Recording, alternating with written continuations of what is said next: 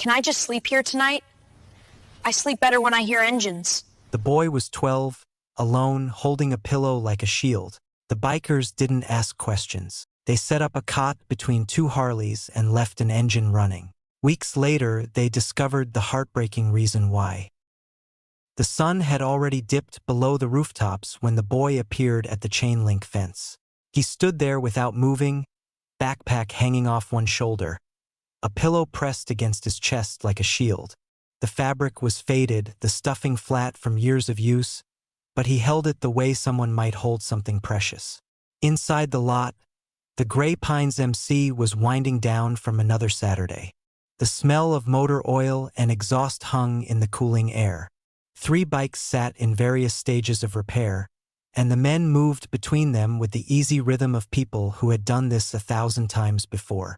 Dutch noticed him first.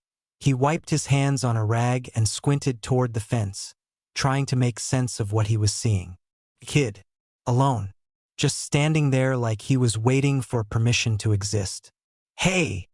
Dutch called out, his voice gruff but not unkind. "You lost." The boy shook his head. He couldn't have been more than 12, with dark hair that needed cutting and eyes that seemed too old for his face. He didn't look scared. He looked careful, which was worse, like someone who had memorized every exit before choosing where to stand. "Can I just sleep here tonight?" the boy asked. His voice was steady, almost rehearsed. "I sleep better when I hear engines." The words hung in the air, strange and specific. Dutch exchanged a glance with Gary, who had stopped mid-wrench to listen. Behind them, 2 other members, Sal and a younger guy named Marcus, drifted closer, curiosity pulling them in. "Kid, this isn't a hotel," Dutch said, but there was no edge to it. "Where are your parents?" "My mom's working. She knows I'm out." The boy shifted his weight, adjusting the backpack strap. "I won't touch anything. I just need somewhere to sleep." Gary stepped forward, wiping grease from his fingers. He had 2 grown kids of his own, both living out of state now, and something about this boy's stillness reached him in a way he couldn't name. "What's your name?" "Lucas." Gary noticed the boy's sneakers, worn at the heels, laces knotted where they'd snapped. He remembered buying his own son new shoes every 6 months, how fast kids outgrew things. He wondered when someone had last checked if Lucas's fit. "Lucas," Gary repeated, as if testing the weight of it. "You walked here by yourself?" A nod. 6 blocks. It's not far."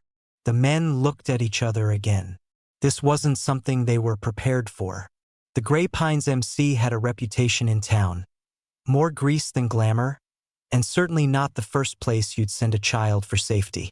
They fixed bikes, organized charity rides, and kept mostly to themselves. They were not, by any definition, babysitters. It was Leonora who settled the matter.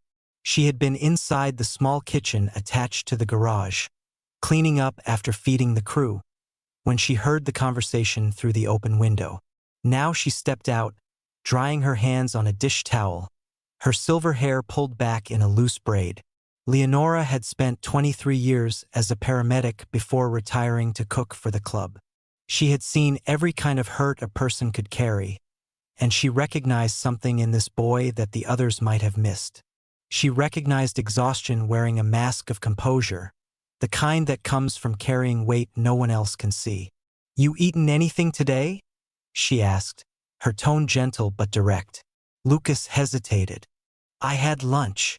"That's not what I asked." She gestured toward the garage. "Come on. I've got leftovers that need finishing, and you look like you could use a plate." The boy glanced at Dutch, as if waiting for the final word. Dutch sighed, rubbed the back of his neck, and nodded. "Go on. But we're calling your mom to make sure she knows where you are." Lucas followed Leonora inside without argument. The men watched him go, this small figure carrying his pillow like it was the only thing in the world that belonged to him. Gary was the first to speak. "What do you think that's about?" Dutch shook his head slowly. "I don't know, but something's not right at home. You can see it in the way he holds himself. They didn't push that night. They let Lucas eat his reheated stew in silence, let him flip through an old motorcycle magazine while Leonora made quiet small talk about nothing important. When his eyes started to droop, Gary cleared a space near the parts shed, a corner sheltered from the wind but still close enough to hear the bikes. They set up a cot between two Harleys, spread a clean blanket over it, and left the garage door cracked open just enough to let the night air drift through. Lucas lay down without a word. He placed his pillow carefully, pulled the blanket to his chin, and closed his eyes. 15 minutes later, Gary started one of the bikes, just to check the timing, he said. The engine rumbled low and steady, filling the space with sound. And for the first time since he'd arrived, Lucas's shoulders relaxed completely. He was asleep within minutes. The men finished their work in near silence, stealing glances at the boy who had wandered into their world with a request none of them fully understood. They didn't know his story yet. They didn't know what had driven him 6 blocks through the darkening streets to sleep among strangers and machines. But they knew one thing. Whatever this boy was running from, he had found something here that felt like safety. And that was enough for now. The following Saturday, Lucas came back. He appeared at the same hour, just as the light was fading, with the same backpack and the same flat pillow. This time he also carried a stack of comic books held together with a rubber band. He didn't ask permission again, just walked through the gate that someone had left open and settled into his corner near the parts shed. Gary watched him from across the lot, a socket wrench frozen in his hand. He had thought about the boy all week, wondered if he'd made it home safely that Sunday morning, wondered what kind of life sends a 12-year-old searching for comfort in a motorcycle garage. "He's back," Sal said, stating the obvious. "I can see that." Dutch emerged from the office, a clipboard in hand, and paused when he spotted Lucas. The boy had already opened one of his comics, knees pulled up to his chest, reading like the pages were the only real thing in the room. There was something almost practiced about his invisibility, the way he made himself small, unobtrusive, easy to overlook. "Did anyone call his mother last week?" Dutch asked. Leonora appeared in the doorway, wiping flour from her apron. "I spoke with her, Andrea. She works nights at the distribution center on Miller Road. Double shifts most weeks." She paused, choosing her next words carefully. "She said Lucas has trouble sleeping at home. Bad dreams." She didn't go into details, but she sounded tired. The kind of tired that sleep doesn't fix. Dutch nodded slowly, processing this. "So she knows he's here." "She knows. And she's grateful someone's looking out for him."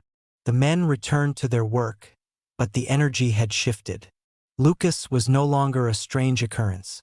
He was becoming part of their Saturday rhythm. And with that came an unspoken responsibility none of them had signed up for, but none of them seemed willing to refuse. Over the following weeks, the pattern solidified. Lucas arrived at dusk. He never asked for food, though Leonora always left a plate within reach. He never complained about the hard cot or the smell of gasoline. He simply existed in his corner, reading his comics, waiting for the engines to lull him to sleep. Gary found himself paying closer attention. He noticed how Lucas flinched whenever someone dropped a tool or raised their voice unexpectedly. How the boy's whole body would tense at the sound of a car door slamming in the distance. But when Marcus revved his bike to test a new exhaust system, Lucas didn't flinch at all. If anything, he leaned toward the sound, his shoulders dropping, his breathing slowing.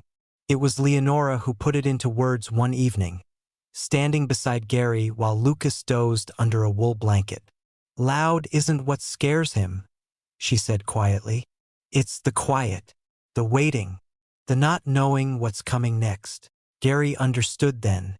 The rumble of engines was predictable chaos, noise that announced itself, that filled every corner, that left no room for surprises. For a boy who had learned to fear silence, that kind of sound wasn't a disturbance. It was a promise that nothing could sneak up on him while he slept. By the 4th week, Lucas had started talking more. Not much, just fragments offered between panels of his comic books. He mentioned his school, a teacher he liked, a video game he wished he could afford. Small things. The kind of details that reminded Gary this was still a 12-year-old despite everything. One evening, Gary sat down beside him with 2 bottles of root beer. He handed one to Lucas without ceremony and opened his own. They sat in silence for a while, watching Sal argue with Marcus about the correct way to adjust a carburetor. "You ever ride a motorcycle?" Gary asked eventually. Lucas shook his head. "My mom says they're dangerous." "She's not wrong." Gary took a sip. "But most things worth doing carry some risk. The trick is learning how to manage it." Lucas considered this, turning the bottle in his hands. "Do you have kids?" "2. Both grown now. Daughters in Seattle, sons in the army."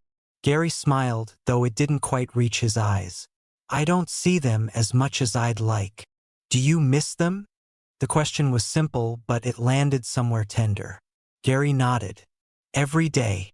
Lucas didn't respond, but something in his expression softened. A recognition, maybe, an understanding that missing people was a language they both spoke. It was Leonora who finally asked the question that had been circling the garage for weeks. She waited until Lucas had finished his dinner, chicken and rice, his favorite so far, and sat down across from him with a cup of tea. "Lucas," she began gently, "does your mom know exactly where you go on Saturdays?" He looked up, surprised by the directness. "Yes. And she's okay with you being here? With us?" Lucas nodded. "She said it's okay if I stay where it feels safe." He paused, picking at a thread on his sleeve. "She's working a lot now. Nights. Since we moved." Leonora leaned forward slightly. "Moved from where?" The boy's eyes dropped to the table. His voice, when it came, was barely above a whisper. "From the old apartment. Before Derek." He didn't say anything else. He didn't need to. The name hung in the air like smoke. Heavy, bitter, impossible to ignore. Leonora reached across the table and placed her hand over his. She didn't push for more. She simply held the silence with him, letting him know that whatever he carried, he didn't have to carry it alone. Outside, an engine rumbled to life. Lucas turned toward the sound instinctively, and some of the tension left his face. Leonora watched him, her heart aching in ways she thought she'd outgrown. Now they had a name, and Leonora understood what that meant. Names like that never traveled alone. Leonora couldn't stop thinking about the name. Derek. The way Lucas had said it, quietly, like speaking it too loud might summon something terrible. She had seen that kind of fear before back in her paramedic days. The calls that came in the middle of the night. The women with split lips who insisted they had fallen. The children who flinched when you moved too fast. She didn't share her suspicions with the others right away. Instead, she waited, watched, let Lucas set the pace. It took 3 more Saturdays before the full picture emerged. The breakthrough came unexpectedly, on a cool evening when rain had forced everyone inside the garage. Lucas sat on an overturned crate, helping Gary sort through a box of old spark plugs. The work was simple, repetitive, the kind of task that loosens tongues without meaning to. "My mom's getting better at sleeping too," Lucas said suddenly, not looking up from the parts in his hands. Gary kept his voice casual. "Yeah? That's good. She used to stay awake all night, watching the door." Lucas paused, turning a spark plug over in his fingers. "Derek used to come home late. You never knew what kind of mood he'd be in, so she'd wait, just in case." Gary's hands stilled. He glanced at Leonora, who had stopped pretending to organize the supply shelf. "In case of what?" Gary asked carefully. Lucas shrugged, but the gesture was too tight, too controlled. "In case she needed to get between him and me." The garage fell silent. Outside, the rain continued, indifferent. Marcus, who had been adjusting a brake line nearby, set down his tools and walked outside without a word.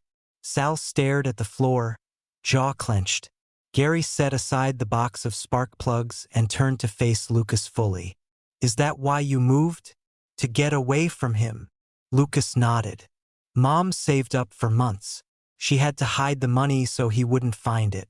Then one night when he was out, we just left, took what we could carry and went to a shelter. He finally looked up, his eyes dry but distant. We stayed there for 5 weeks before we got the new apartment. Leonora moved closer, lowering herself onto a nearby stool. That took a lot of courage. For both of you. Mom says we're safe now. Derek doesn't know where we live. Lucas hesitated, his voice dropping. But sometimes I still hear him. In my head. When it's too quiet, I hear him coming up the stairs. Hear his keys in the door. And I can't breathe. He said it plainly, without drama, as if describing the weather. The flatness in his voice said more than crying ever would. This boy had learned to package his trauma neatly, to carry it without spilling, because showing too much had never been safe. Gary reached out and placed a hand on Lucas's shoulder. You don't have to hear him here. Lucas looked at the bikes lined up along the wall, their chrome catching the overhead lights. I know. That's why I come. After Lucas fell asleep that night, the men gathered in the office. Dutch closed the door and leaned against the desk, arms crossed. The usual banter was absent. Everyone understood the weight of what they'd learned. So what do we do? Marcus asked. He was the youngest member, barely 25, and his face carried a mixture of anger and helplessness. We don't do anything stupid, Dutch said firmly. Last thing that boy needs is us making things worse by playing vigilante. But we can't just do nothing, Sal argued. You heard what he said. His mom was shielding him from that guy. Who knows what she went through? Leonora spoke up from the corner. We help in ways that matter. Practical things. Things that make their life a little easier without drawing attention. Gary nodded slowly, an idea forming. I could walk Lucas home on Sunday mornings. Make sure he gets there safe. Maybe meet Andrea properly. Let her know we're looking out for him. I can check on their apartment, Sal added. He ran a locksmith business on the side, had for years. Subsidized housing usually means cheap locks. I could upgrade them. Wouldn't cost her a dime.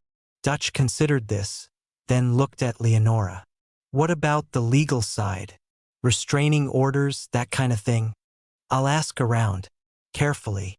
Leonora had connections, social workers, advocates, people who knew how to navigate the system without making noise. If Andrea needs help with paperwork or court dates, we can point her in the right direction. The plan took shape quietly, without fanfare. No grand gestures, no confrontations, just a network of small actions designed to shore up a family still learning how to stand on solid ground. The following Sunday, Gary walked Lucas home for the first time. They took the long way, past the bakery that sold day-old donuts for half price, past the park where early joggers circled the pond. Lucas talked more than usual about school, about a book report he was dreading, about a kid in his class who could solve a Rubik's Cube in under a minute. The kind of talk that fills space without asking anything in return. When they reached the apartment building, Andrea was waiting just inside the glass door, visible but not quite outside, a boundary she wasn't ready to cross yet. She was younger than Gary had expected, mid-30s maybe, with tired eyes and a cautious smile. She watched her son approach, then looked at Gary with an expression caught between gratitude and wariness. Thank you for walking him back. Anytime. Gary tucked his hands into his jacket pockets. He's a good kid. You've done right by him. Andrea's composure flickered. Just for a moment, something raw passed across her face. The weight of everything she'd carried alone, suddenly witnessed by a stranger who expected nothing in return. He talks about you all, she said softly. The bikers. He says you leave an engine running so he can sleep. Gary smiled. Guess we do. Andrea blinked rapidly, then pulled Lucas into a tight hug. Over her shoulder, the boy caught Gary's eye and offered a small wave. Gary waved back, then turned and walked home through the brightening morning. Behind him, a mother and son climbed the stairs together, toward a door with brand new locks that would arrive by Wednesday. The months that followed didn't announce themselves. They simply passed, leaving small changes in their wake. Lucas still visited the garage, but the rhythm had shifted. He no longer arrived clutching his pillow like a lifeline. Now he came with questions. How does a clutch work? Why do some engines sound different than others? Can I hand you that wrench? The men welcomed his curiosity. Gary taught him how to check tire pressure, guiding his hands over the valve stem with patient precision. Sal showed him the difference between a deadbolt and a spring latch, explaining why good locks mattered more than most people realized. Even Marcus, who had initially kept his distance, started including Lucas in small tasks. Holding a flashlight steady, fetching tools, learning the names of parts he couldn't yet pronounce. Lucas absorbed it all. He was hungry for knowledge, but more than that, he was hungry for the kind of attention that expected nothing painful in return. Every lesson was a gift wrapped in grease and motor oil, and he collected them carefully. Leonora noticed the changes first. The boy smiled more now. His laughter, once rare and startled, came easier. He still flinched sometimes. Some reflexes take longer to unlearn than others, but the recovery was faster. A drop tool would make him jump, but within seconds he'd shake it off, returning to whatever task occupied his hands. She also noticed he was sleeping better. The circles under his eyes had faded. His shoulders no longer climbed toward his ears at every unexpected sound. The engine noise was still his comfort, but it had become a preference rather than a necessity. One Saturday in late spring, Andrea came to the garage. She arrived in the afternoon, before Lucas's usual time, carrying a basket covered with a checkered cloth. The men paused their work, surprised to see her there. She had never visited before. "I made muffins," she said, holding up the basket with a nervous smile. "Blueberry. It's not much, but I wanted to thank you. All of you." Dutch stepped forward and accepted the basket with a nod. "You didn't have to do that." "I know." Andrea glanced around the garage, taking in the organized chaos. The bikes, the tools, the cot still tucked in the corner near the parts shed. "But I needed to see this place, to understand why my son feels safer here than anywhere else." Leonora emerged from the kitchen and guided Andrea to a chair near the workbench. The men drifted back to their tasks, giving the two women space while remaining close enough to listen. "He talks about you constantly," Andrea said, watching Gary adjust a chain across the lot. "Gary this, Leonora that. Even the grumpy one with the beard." She gestured vaguely toward Dutch, who snorted but didn't argue. Leonora smiled. "He's a special kid. You raised him well." Andrea's expression flickered, a shadow passing behind her eyes. "I didn't protect him well enough. Not from everything." Leonora thought of her own daughter, grown now, living somewhere in Colorado. They hadn't spoken in 2 years, a distance that had calcified into silence. Protection came in different shapes, and failure wore many faces. "You got him out. That's what matters. I tell myself that." Andrea's voice wavered.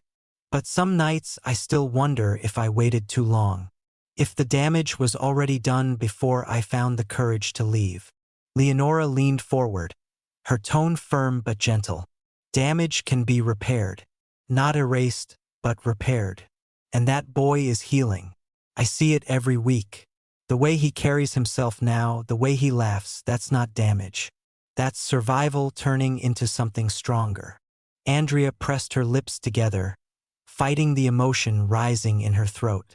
Before she could respond, the gate creaked open and Lucas walked in, backpack slung over one shoulder. He stopped when he saw his mother. "Mom? What are you doing here?" Andrea stood, brushing off her jeans. "I came to say thank you, and to see where you've been spending your Saturdays." Lucas looked around the garage as if seeing it through her eyes. The cluttered shelves, the oil-stained floor, the row of motorcycles gleaming under the fluorescent lights. Then he looked at her and shrugged, a grin tugging at his mouth. "It's not so bad, right?" Andrea laughed, a real laugh, full and unguarded. She crossed the space between them and pulled him into a hug. Lucas let her, even hugged back, something he'd resisted for months after they left Derek. Gary watched from across the lot. Something settled in his chest. Quiet, unfamiliar, good. Later, as the light turned golden and the day wound toward evening, Lucas helped his mother carry the empty basket to her car. The muffins had disappeared within an hour, devoured by bikers who pretended they weren't touched by the gesture. Before she drove away, Andrea rolled down her window and looked at Leonora, who had walked them out. "I didn't know what safe looked like for him anymore," Andrea admitted, her voice quiet.